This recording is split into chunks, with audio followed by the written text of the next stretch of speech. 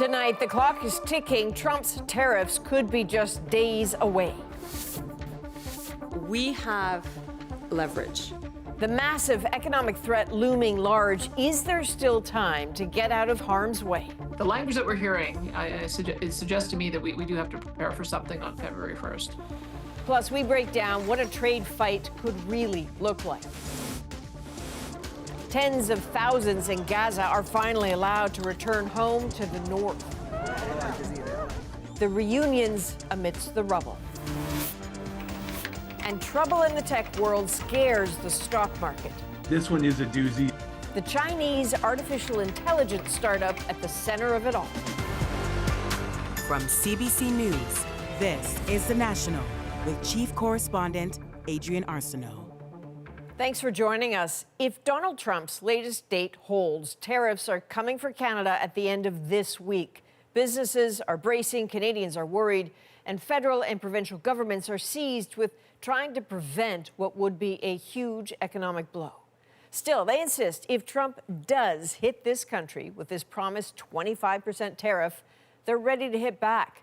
Details of exactly how, largely not public, but some say they should be. There isn't much official word coming from the U.S., but again tonight, Trump was in front of a microphone singing the praises of tariffs. Kate McKenna with how Canadian leaders are trying to change that narrative. Donald Trump said it again. He loves the word tariff.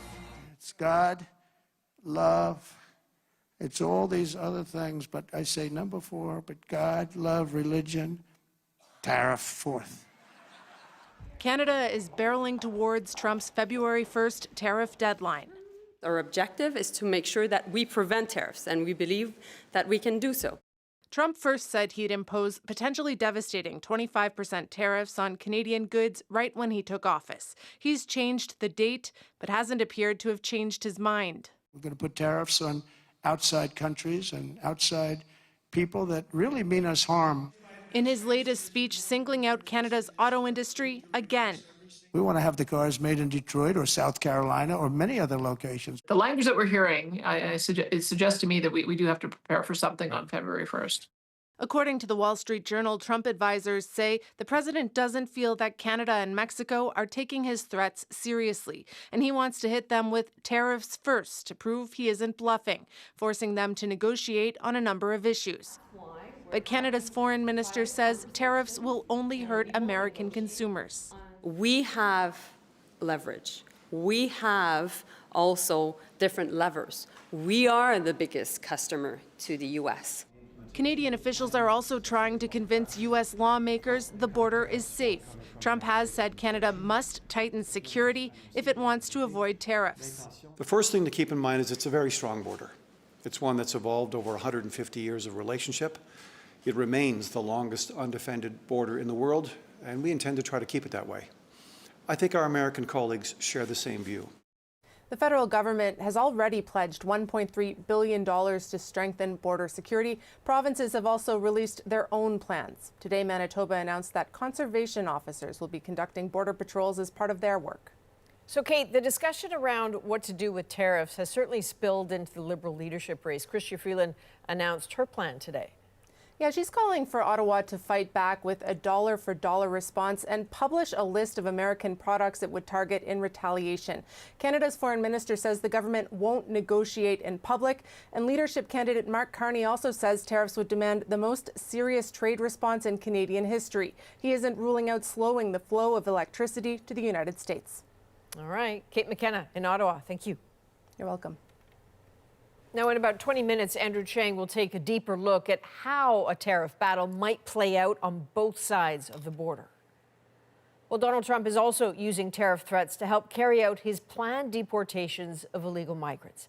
As Katie Simpson shows us, with hundreds of people being rounded up, others in immigrant communities are going into hiding. On the Mexican side of the U.S. border wall, makeshift camps are popping up to house an expected influx of deportees. Nearly 1,200 people arrested since Sunday alone in nationwide raids that officials say target undocumented immigrants with criminal records. But more than 500 of those arrested had not committed any crimes, according to NBC News. They were detained because they had no legal right to be in the U.S. Authorities are filming and sharing footage of their operations. It's one way to highlight the president making good on his campaign promise. Are you a citizen? Even TV personality Dr. Phil McGraw was invited to help get the message out, broadcasting arrests online to his followers. We're moving forward very fast. They're very dangerous people. Speaking to Republican lawmakers, the president demanded they support a new record surge in spending on border security and immigration reform, floating a new idea to deport legal immigrants if they're serving jail time. We're going to get approval, hopefully, to get them the hell out of our country. The fast-moving operations and policy changes are putting immigrant communities on edge. One mayor in New Jersey says some are going into hiding. We're also receiving reports that people are not going to work, that children are not going to school. Advocacy groups are launching new programs to educate and support anyone who feels they could be at risk. We're scared.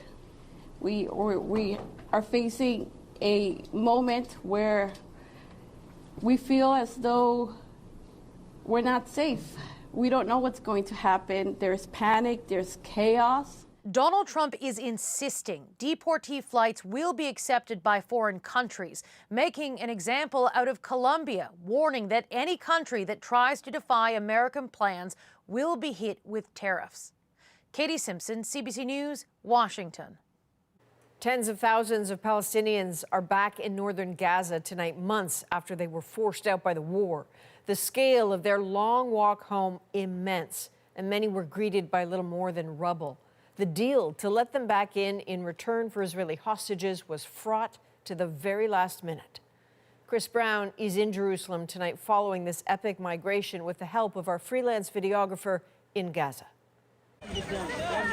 In one of the most significant developments of this tenuous ceasefire, Israel removed barricades and hundreds of thousands of uprooted Palestinians streamed into Gaza's north.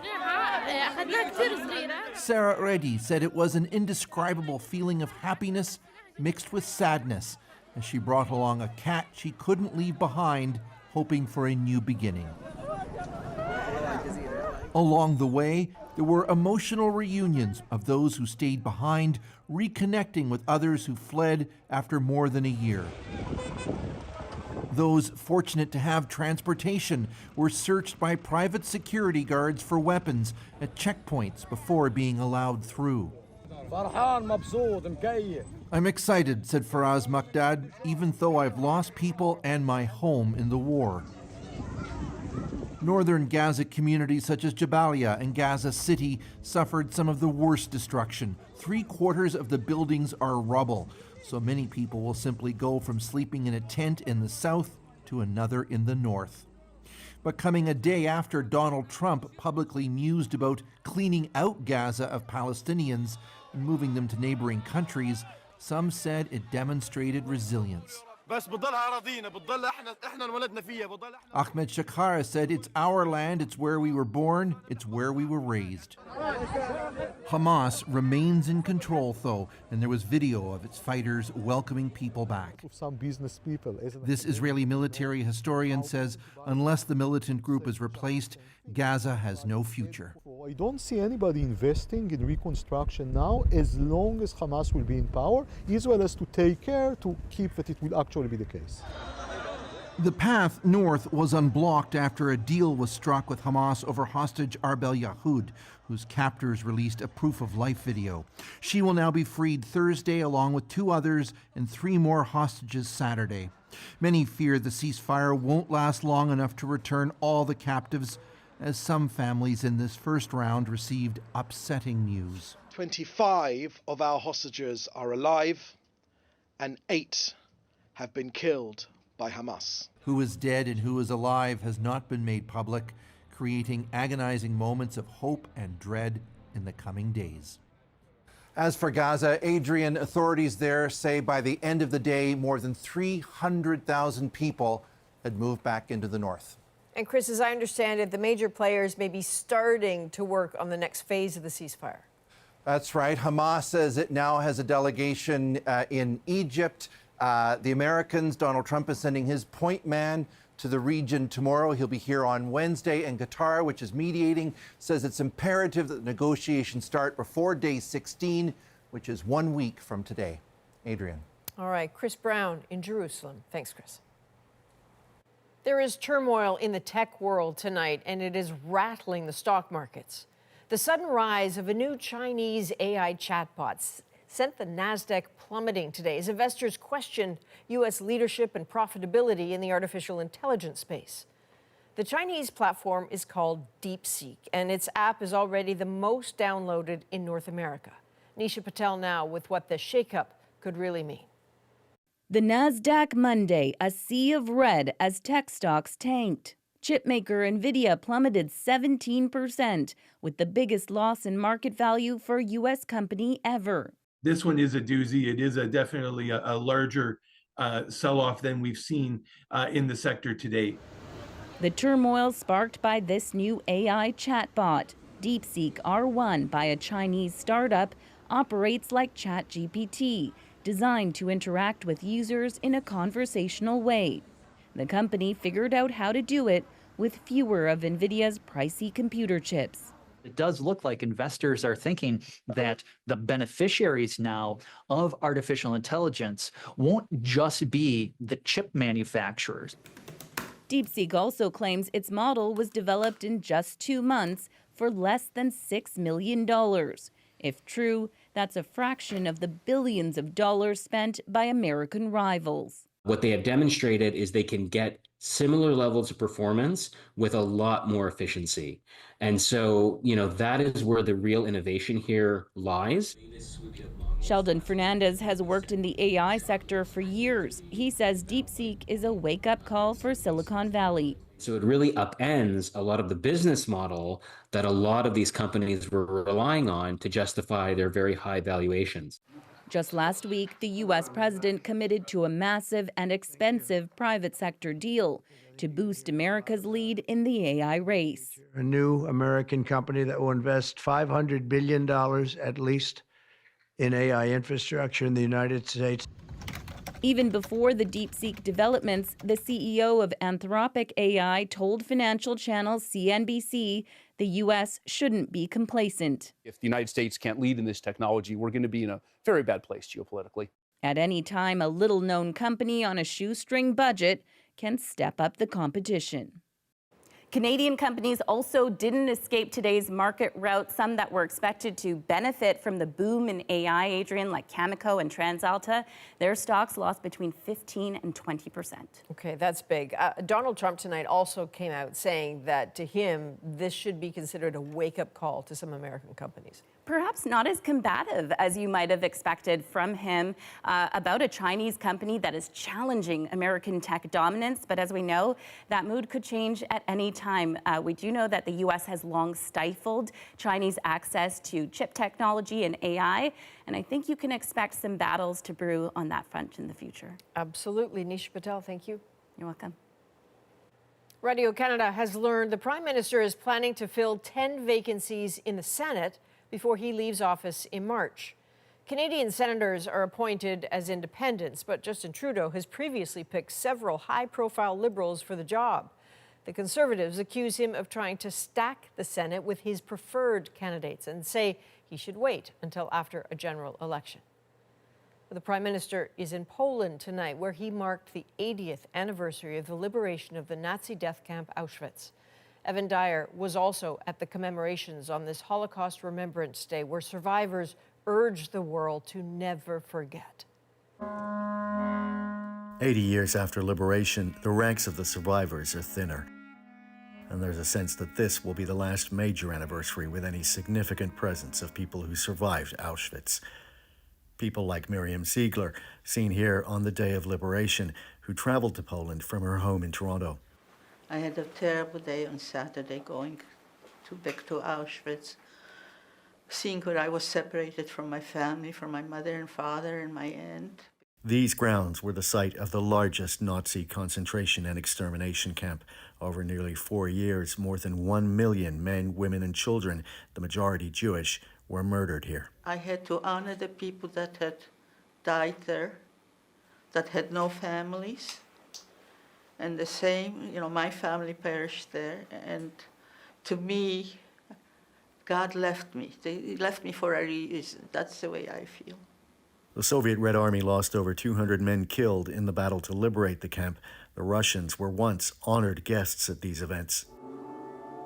The return of war to this region, with the Russian invasion of Ukraine nearly 3 years ago, led the Auschwitz-Birkenau Foundation to ban Vladimir Putin from this site. But Volodymyr Zelensky, the Jewish president of neighboring Ukraine, whose own family lost members in the Holocaust, traveled secretly to be here, among more than 30 heads of state and government. The message of never again, some said, felt particularly urgent. Dr. Leon Weintraub, who survived Auschwitz but lost his mother, said he was grieved to see the rise of a new far right and appealed to his audience to take seriously what the enemies of democracy preach. They really seek to implement those slogans, he warned. That's why many survivors say they feel a need to keep talking and teaching about what happened here. If you don't nip them in the bud at the start when this happens, it's going to spread as we see now it is spreading. It's a curse. 50 survivors attended this commemoration compared to more than 300 a decade ago. Those who cheated death at this extermination camp are now approaching the end of their natural lives. And the message they sent today was, don't forget what happened here. Evan Dyer, CBC News at Auschwitz-Birkenau. A correction to a story we brought to you Friday ahead of this anniversary. We incorrectly reported the number of Jews murdered at Auschwitz. As you just heard in Evan's report, more than 1.1 million people were murdered at the camp. The vast majority were Jews. Well, tonight, the Peace Tower on Parliament Hill is just one Canadian landmark bathed in a somber glow in memory of those lost and in tribute to the liberation of Auschwitz. Sarah Levitt shows us what Canadians are doing to keep that memory alive, beginning with a man who knew those horrors firsthand. It may have been 80 years ago, but George Reinert says it's as raw to him as ever. The liberation of Auschwitz and the day he went free. I'm alone, I'm still 12 years old. Alone because his sister, mother, and father were among the more than 1 million people murdered by the Nazis inside the camp, leaving him to tell the story. I think every survivor's duty is to do that. And so he has for much of his life. It's more important today than ever, because there's still a hate and racism, and I never thought it's going to come back. It's the 80th anniversary of liberation. Across Canada, efforts are ongoing to ensure the Holocaust is not forgotten. A group of grade 6 students hear directly from the daughter of a Holocaust survivor. My dad was number 71572, my grandfather number 71595. And from that point forward, they were no longer a human being with an individual name and identity. They were simply a number in the Nazi regime. Words that stick for some. People in the world, even though you didn't do anything to hurt anybody else, some people are just so ruthless that they don't care. It's important to learn so we can learn from our mistakes. There has been a lot of hate in the world recently, which is not good. So we have to learn more to love each other. Something on display by those who braved the cold at the National Holocaust Monument in Ottawa. Together, let us build the world where Auschwitz remains only a historical symbol and not a returning reality.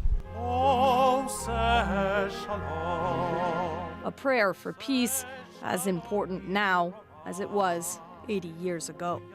Sarah Levitt, CBC News, Montreal. There is new evidence tonight that people diagnosed with ADHD may have a shorter lifespan than those without. This will probably lead to identifying ADHD as a legitimate medical illness that does compromise people's longevity. The link between ADHD and premature death. Plus, an American franchise is courting Canadian pickleballers, but are there places to play? Finding space is a really tricky one if you're not going to build it yourself. and capturing a planetary parade. There was no CGI used, no AI was used. These are all real photos captured with real cameras through a telescope. We're back in 2 minutes.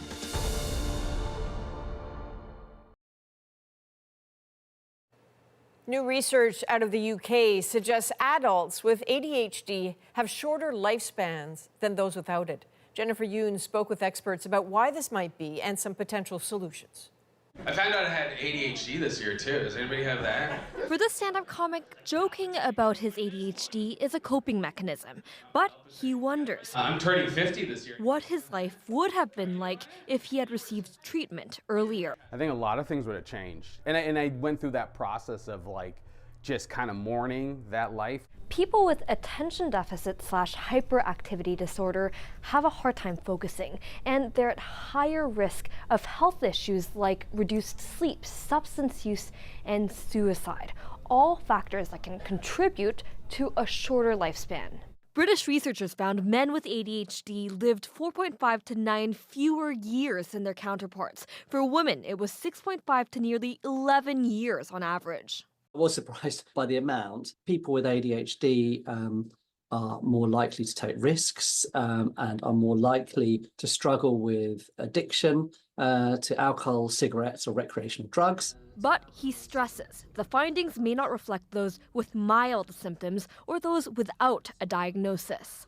This psychiatrist says he's not surprised. He's hoping those who need help and a diagnosis can more easily get it. This will probably lead to identifying ADHD as a legitimate medical illness that does compromise people's longevity. Better, good cat. And there are treatments and lifestyle changes that can help. Yeah, good job. Like regular exercise, which can be difficult for people with ADHD who struggle with coordination and concentration. Well, we know that physical activity can help to mitigate some of those modifiable risk factors. So what we're hoping is that the people that we teach over time will stay active. You could be whatever you want. Therapy and medication can also help those with ADHD lead full, healthy lives. Amazing. Jennifer Yoon, CBC News, Toronto. The exploding popularity of pickleball is making finding a place to play a challenge.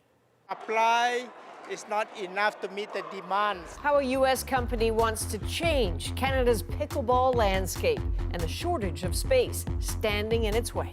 And a week into his term, the U.S. president has surrounded himself with some of the biggest names in big tech. These are people who really feel that the way you solve problems in society is through the use and deployment of technology. Why the world's richest tech CEOs became Trump backers. The National breaks down the story shaping our world. Next.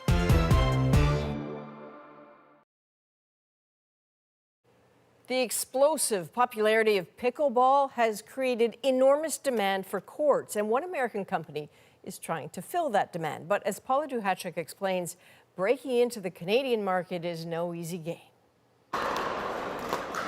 Even at noon on a Tuesday, the Calgary Pickleball Center is full. The supply is not enough to meet the demands. Clearly, pickleball is popular, and now an American company has set its sights on the Canadian market. It wants to open a network of pickleball franchises in every city in the country. With our expansive growth through the U.S., it's a natural business move to come north. The company was recently in Toronto, making its pitch to potential franchise owners. We recognized the need to have the facility in our area. We have very limited real pickleball courts in Kitchener-Waterloo. Our only stumbling block right now is there's limited space that is available to accommodate the requirements of what we need to set up a pickler in town. That's a common problem. To build a facility, you need a big space with high ceilings. Commercial real estate firm CBRE says Canada just doesn't have that much empty real estate that fits the bill. You can be quote unquote hungry for space, but if there's no food on the table, you're as hungry as you want, there's nothing to eat. So the issue here is it's a supply constraint. Back in Alberta, the Calgary Pickleball Center says it had a similar problem. It eventually opened in an empty HVAC supply shop. Finding the space is a tough one. Finding space is a really tricky one if you're not going to build it yourself. The Pickler says it understands Canada is a different beast. The U.S. is way overdeveloped in comparison to Canada, right? So we're going to have to be very strategic on our real estate moves. Still, he's optimistic. The company has just signed an offer to lease its first Canadian location in Winnipeg. Paula Duhacek, CBC News, Calgary. Now it's time to dig deeper into the stories shaping our world. Tonight, the political rise of U.S. tech titans and a possible trade war between neighbors. The threat could be just days away, so how might a Canada-U.S. tariff war play out? Weaponized uncertainty instills fear into foreign investors. What the looming tit-for-tat could mean for both countries. But first, now they're all with me. Mega wealth, MAGA influence, how Silicon Valley's richest men entered Donald Trump's inner sphere. I think that tech leaders understand that for Trump, politics is personal. Why their alliance of convenience is seen as so potentially consequential. Jonathan Monpetit looks at how tech CEOs have embraced Donald Trump and what they may want in return. They control our online lives, what we buy, what we post, what we see. On Inauguration Day, nearly $1 trillion of net worth lined up behind Trump. Now they're all with me. An alliance between the world's richest men and the world's most powerful. Something President Biden warned about in his final moments of office. I'm equally concerned about the potential rise of a tech industrial complex. How did this alliance of tech bro billionaires come about? And why would it be dangerous? Silicon Valley is one of the main drivers of the U.S. economy, and it's where fortunes are made. Of the 10 richest people in the USA, 9 made their money in tech. For years, tech leaders walked a political tightrope, donating to both Republicans and Democrats. But as their fortunes grew, they faced antitrust lawsuits, were blamed for spreading misinformation, and there were growing calls to regulate their powerful new technologies. For these billionaires who lead these companies, who were used to a couple decades of praise for virtually everything that they did for the government, this was, something that they really reacted against. Take over, Elijah! Tesla and SpaceX CEO Elon Musk has been one of Trump's most visible backers. This is what victory feels like. Yeah! But other tech moguls have shown their support in different ways. Jeff Bezos' Amazon Prime is reportedly paying Melania Trump $40 million to license a documentary about her life. And Bezos himself donated $1 million to Trump's inauguration fund. If we're talking about Trump, I think it's very interesting. I'm actually very optimistic this time around. I think they've come a long way, Meta. Mark Zuckerberg, who Trump threatened to jail last year, also donated $1 million to the fund. The recent elections also feel like a cultural tipping point. And announced sweeping changes to Facebook, Instagram, and Threads that pleased Trump, like ending fact-checking, removing limits on hate speech, and ending the company's diversity initiatives. I think that tech leaders understand that for Trump, politics is personal. They think they have a read on how the person works, which is that he seems to be informed by the last person he talked to. An oligarchy is taking shape in America. In his final address to the nation as president, Joe Biden called out the tech billionaires. I'm equally concerned about the potential rise of a tech industrial complex that could pose real dangers for our country as well. It was a reference to 1961, when President Eisenhower used his own farewell address to warn about the military-industrial complex. The potential for the disastrous rise of misplaced power exists and will persist. Eisenhower was worried about the growing political influence of the U.S. defense industry. It's a striking comparison. But just how much influence will the tech industry wield in America of 2025? Tech industry leaders are not just backing Trump with money. Several of these millionaires and billionaires have prominent roles in the administration. And we're going to take Doge to Mars. None more so than Musk, who will head a government unit dedicated to cutting spending.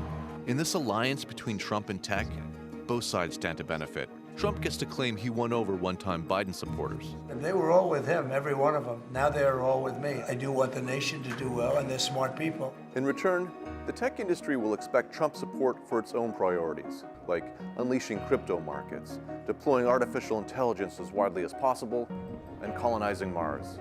These are people who really feel that the way you solve problems in society is through the use and deployment of technology. You don't improve society through political processes, political systems, through developing a political program that tries to spread the benefits out to a wide number of people.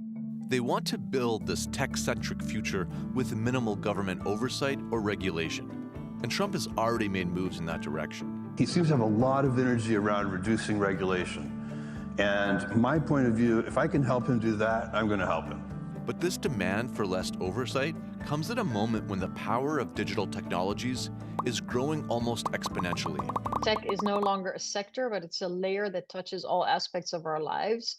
I worry that governments in the democratic world have lost the primacy of governing at all. So key decisions about our lives are made without a democratic mandate and without rule of law-based oversight and accountability. This anti-regulatory push by big tech in the US will have repercussions beyond its borders. These companies want the same conditions everywhere they do business, and they're counting on Trump to help get them what they want. We're going to work with President Trump to push back on governments around the world that are going after American companies and pushing to censor more. It's not just a problem for the United States, but for Canada, for Europe, for so many other places. These tech billionaires are not done, and they are trying to go international to ensure that their power is protected regardless of the cost. Democracy is more than elections. I think it's important that we see the marriage between massively powerful tech companies and the US President Donald Trump for what it is, which is a dangerous machine that is apparently keen to disrupt not only markets and conventional wisdom, but also the very core pillars of our democratic and open societies. And that will have ripple effects around the world. Now, even with all the influence Jonathan Monpetit just showed us, not everything has been smooth sailing. After Donald Trump announced a $500 billion AI project last week, Elon Musk took to social media to criticize it. Well, the clock is ticking on Donald Trump's tariff threats as his proposed February 1st deadline approaches. Canada is in a real bind if it can no longer trade effectively with the United States. So precisely what would a trade war really look like for consumers? We'll break it all down next.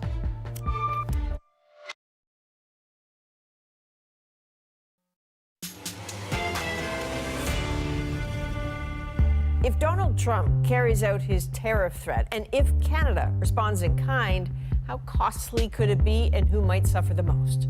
It will reduce the amount of income in consumers' pockets. Potentially just days away, let's look behind the promised torrent of tariffs.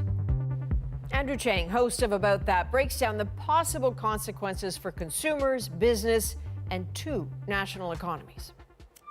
One of Donald Trump's most consistent threats, before and since becoming president, has been that he will place steep tariffs, taxes, on incoming Canadian goods to the U.S.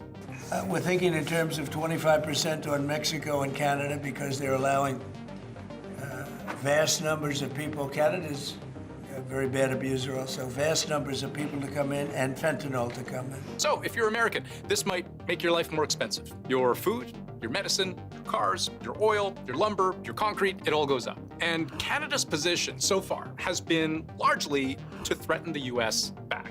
Canada will respond, and everything is on the table. They won't be tariffed without impact. They cannot be tariffed without consequences. We need to target where it's going to impact Americans the most. Just about everybody's gearing up for a fight. So what does that trade war look like? And when does it actually begin?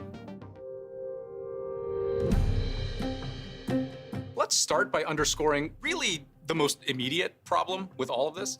Probably February 1st is the date we're looking at. We're talking about approximately 25%. Probably February 1st, approximately 25%, without really any more detail than that. These are threats, not policy. Until we get certainty as to the amount of the tariffs, the form that they take, and the duration, everything is hypothetical. But let's say we take Trump's words at face value and he orders a 25% across-the-board tariff on all goods coming in from Canada and Mexico. What does that do to the American economy? Well, one study by a Washington think tank suggests two things would happen. Inflation would go up and GDP would go down. Let's tackle those one at a time. Why would inflation go up? Well, contrary to what Trump believes, or says he believes, We will tariff and tax foreign countries to enrich our citizens.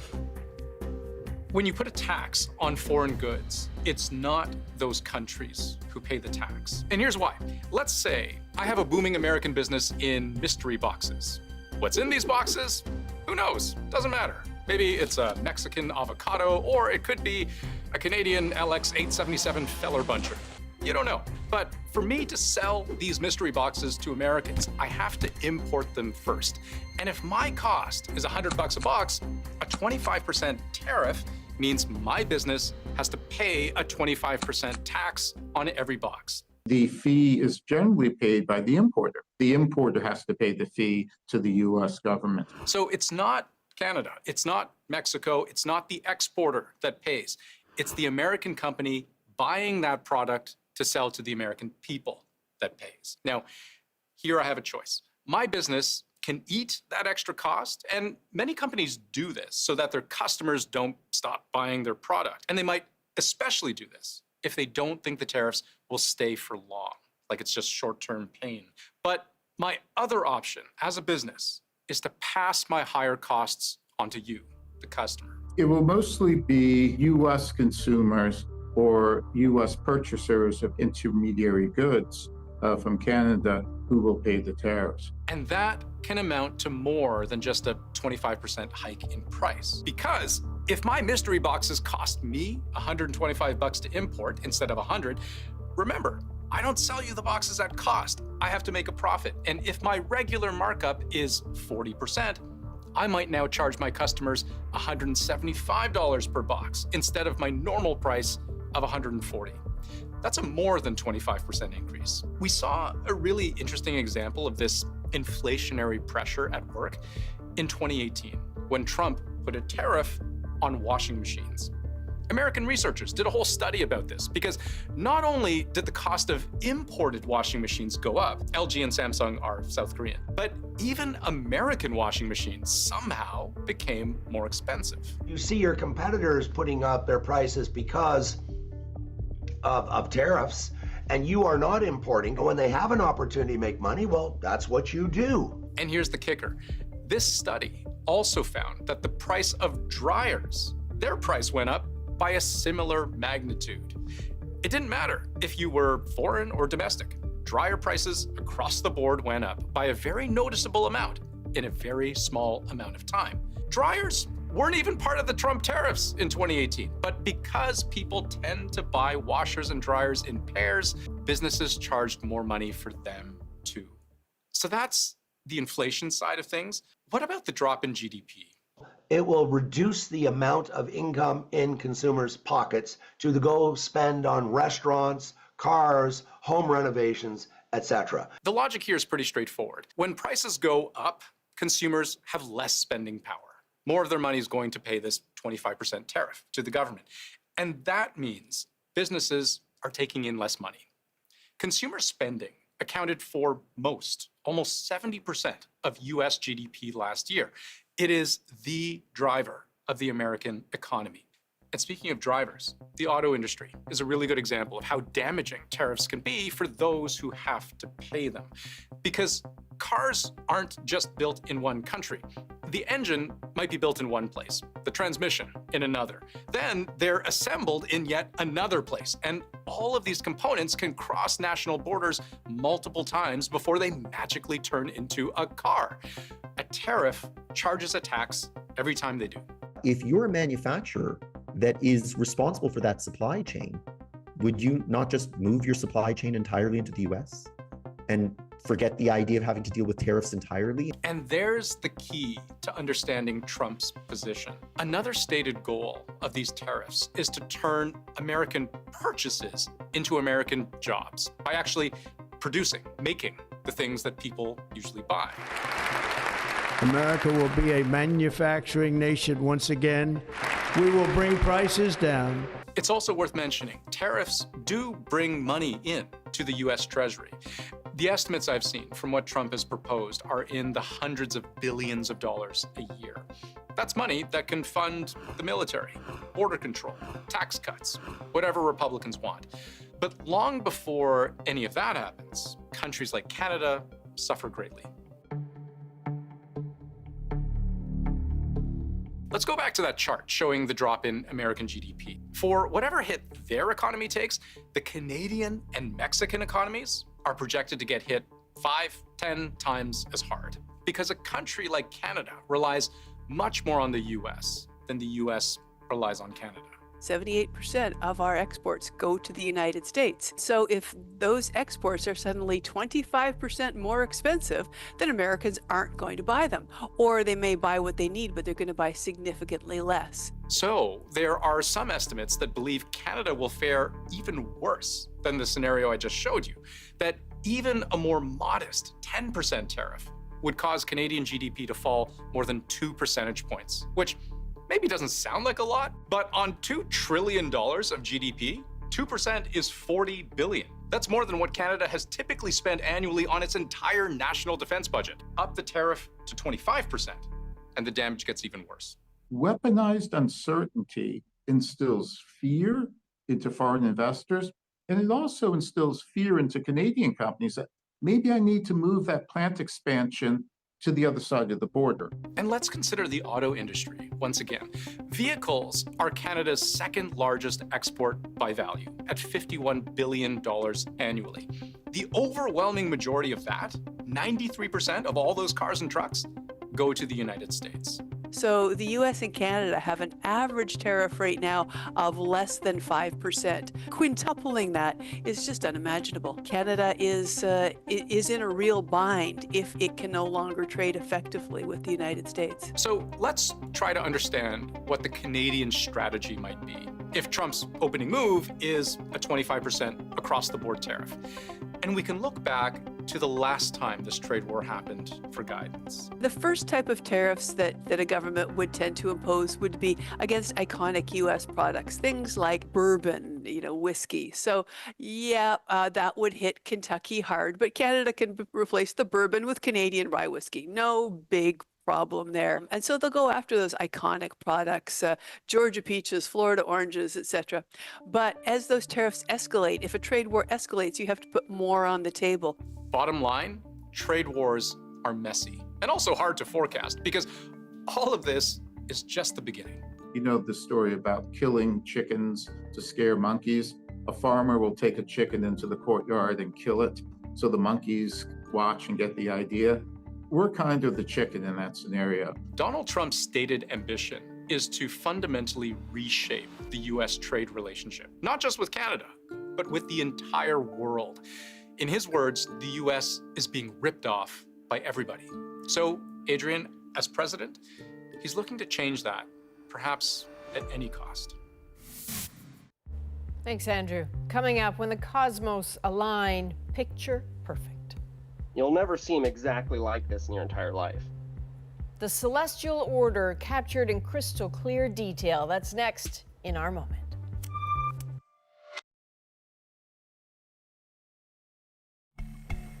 This is a composite photo of a rare planetary alignment with 6 planets visible. And this happened over the weekend. And no, it wasn't done with AI, and it wasn't done with the Hubble telescope. Andrew McCarthy did it all from his backyard, using thousands of images, his painstaking hard work, and the eventual reward. Well, that makes our moment. You'll never seem exactly like this in your entire life.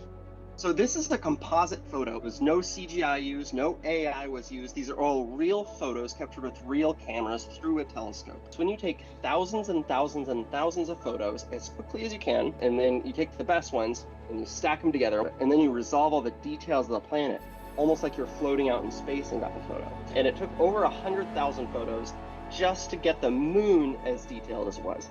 Each individual planet is anywhere between 60,000 to 100,000 individual photos. So overall, you're talking about hundreds of thousands of photos that were used to capture this one event. What's rare is the exact order there. Be able to just go from Venus to Saturn to Neptune to Uranus to Jupiter, then to Mars. So seeing the reactions and the awe of people makes me feel like I'm actually making a big difference. Well, you're certainly making art, and it is not easy at all. And Andrew tells us that he only started doing this in 2017 when there was a huge solar eclipse across the United States, and he just wanted to see what it would look like. And look how good he is at that now. From all of us at The National, thank you for being with us. You can watch anywhere, anytime on the free CBC News app and subscribe to The National's YouTube channel. I'm Adrienne Arsenault. Take care.